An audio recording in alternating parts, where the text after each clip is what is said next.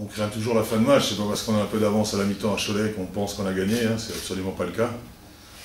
On a fait une bonne défense, contrairement à ce qu'on fait d'habitude sur les entames de match. Là, on a pris 27 points dans la première mi-temps, on en prend 25 dans le deuxième et 27 de mémoire dans le dernier. Donc, ouais, c'est ça. Donc je pense qu'on a effectivement accusé le coup, peut-être un peu physiquement. Il faut savoir que pour nous, des déplacements comme pour vous d'ailleurs, hein, venir à Cholet, nous, ça nous a pris aujourd'hui, en comptant l'arrêt, 8h30 de bus. Et que c'est pas toujours simple, même si on a vu la veille, de récupérer après tout ça, quoi. Bon, c'est la même chose pour Cholet quand ils viennent chez nous. Hein. Mais c'est vrai que ce sont comme Le Havre, comme Boulogne, des déplacements qu'on a du mal à digérer. Et nous, on en a vraiment fait les frais avec les rookies, parce que j'ai pratiquement que des rookies qui connaissent pas la France et les déplacements. Et je peux vous dire que le déplacement à Boulogne, on a bien vu qu'ils n'avaient pas compris comment ça se passait. Hein. Donc voilà, après, on s'attendait, c'est sûr, à une réaction de Cholet. Elle a eu lieu. Même si on avait toujours ce petit matelas, je pense que la fin de match était un peu...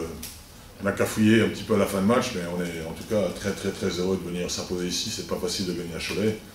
On n'a rien volé, je pense. Ce soir, on a mené tout le match.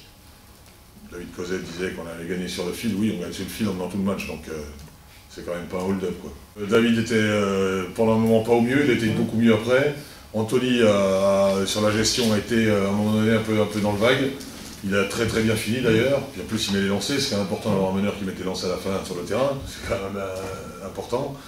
Et voilà, bon, on était quand même dans une situation un peu compliquée, nous, hein, faut dire ce qui est, je ne veux pas chercher d'excuses, mais Ilian Eftimov ne s'est pas entraîné du tout.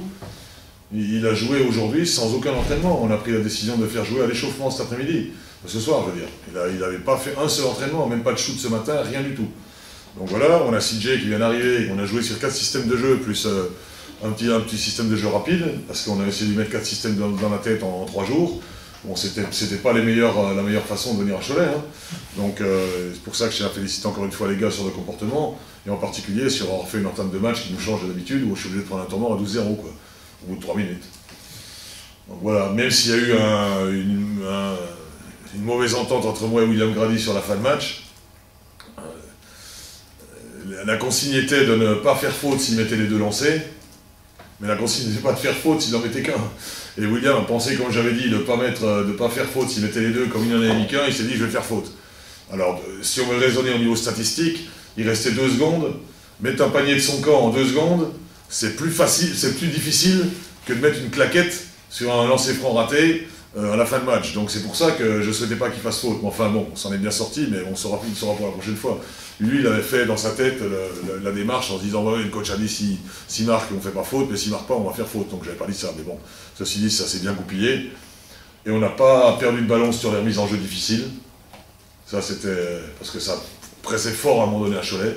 On n'a pas perdu de ballon sur leur grosse remise en jeu, leur grosse défense sur la remise en jeu, et voilà. Non, on n'est que très content. Puis comme vous savez, c'est quand même plus facile de faire 7h30 de bus avec une victoire qu'avec une défaite, quoi. Si vous suivez, vous allez vous en rendu compte. Lorsqu'on a changé Jamal Rich, on est allé gagner à Lasvel, il a mis 2 points. Là, on change, on ramène Wallace, on vient gagner à Cholet, il met 2 points aussi. Et on voit ce qu'il a fait derrière. Donc je ne suis pas du tout inquiet pour CJ. C'est un vrai joueur de basket avec une connaissance du jeu. Ça fait plaisir pour un coach d'avoir un mec qui connaît le basket comme ça, parce qu'il n'y a pas besoin de lui expliquer 10 fois les choses, il comprend tout de suite. En plus, c'est quand même une assurance touriste quand il est sur le terrain, on lui donne la balle, il ne la perd pas. Hein. Donc voilà, mais c'est encore une fois, je pense que Cholet, cette année, a une équipe beaucoup plus forte que la saison dernière. Et je pense qu'ils ont vraiment une équipe dangereuse. Les rotations, quand on a jonglé en rotation, c'est quand même... il y a du monde, quoi, je veux dire. Hein. C'est franchement une bonne équipe. Je pense qu'on s'en rappellera quand on a gagné ici, parce que ça ne va pas être le cas de toutes les équipes, je pense. Hein.